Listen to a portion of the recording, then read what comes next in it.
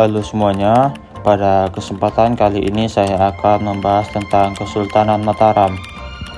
Mulai dari latar belakang berdirinya, masa perkembangannya, masa kejayaan, dan yang terakhir yaitu masa keruntuhannya.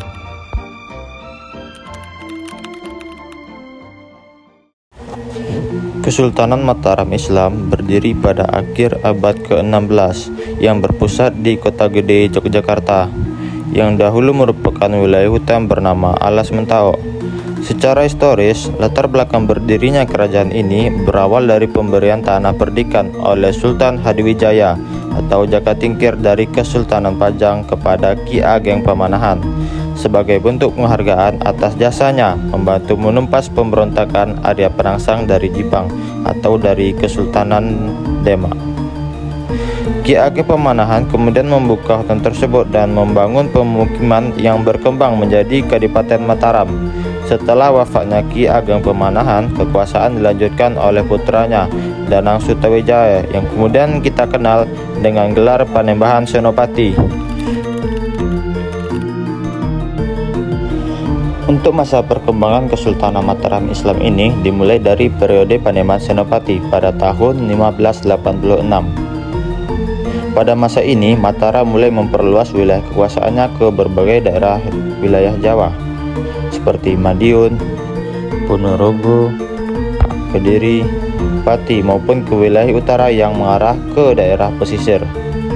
Nah, upaya ekspansi ini menunjukkan transformasi Mataram dari kadipaten yang kecil menjadi kerajaan besar yang berdaulat. Dalam sistem pemerintahannya, Mataram mengadopsi pola birokrasi tradisional yang mirip seperti kerajaan Majapahit, dengan raja sebagai pusat kekuasaan absolut dan penghubung antara dunia manusia dan ketuhanan. Pada masa pemerintahan Sultan Agung, Kesultanan Mataram mencapai puncak kejayaan yang dimulai dari tahun 1613. Pada masa ini, Kesultanan Mataram tampil sebagai kesultanan terbesar di Pulau Jawa. Sultan Agung berhasil menaklukkan daerah-daerah penting seperti Surabaya, Madura, dan Pasuruan. Keberhasilan ekspansi ini menjadikan Mataram menjadi sangat disegani, tidak hanya oleh kerajaan-kerajaan di Nusantara, tapi juga oleh bangsa-bangsa asing. Di bawah kepemimpinannya, Sultan Agung memadukan nilai-nilai Islam dengan tradisi Jawa lewat reformasi sosial budaya. Ia menciptakan kalender Jawa Islam atau Tarik Sultan Agung, lalu mengembangkan seni sastra seperti Babat Tanah Jawi, dan memperkuat identitas kerajaan dengan konsep kepemimpinan religius yang berpadu dengan kejawen. Sultan Agung juga dikenal sebagai pemimpin yang berani menentang kekuasaan asing, terutama kepada VOC. Ia 2 kali melancarkan serangan besar ke Batavia pada tahun 1628 yang pertama, dan untuk serangan yang kedua yaitu pada tahun 1629, walaupun berakhir pada kegagalan.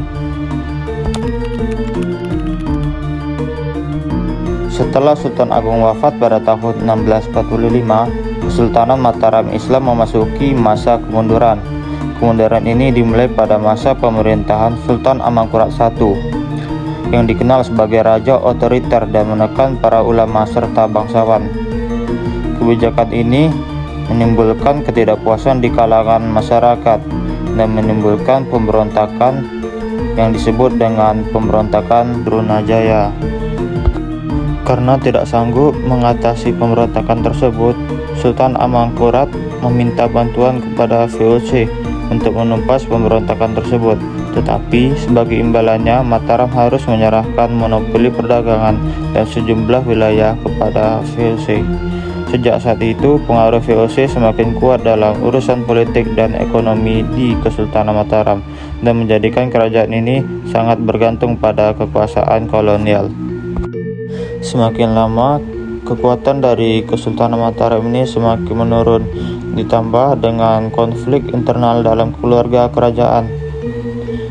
Terjadi perebutan kekuasaan hingga pada akhirnya dilakukanlah perjanjian Giyanti pada tahun 1755 yang membagi wilayah Mataram menjadi 2 kekuasaan besar, yaitu Kesultanan Yogyakarta dan Kasunan Surakarta. Dengan diadakannya perjanjian ini menjadi tanda berakhirnya kekuasaan dari Kesultanan Mataram.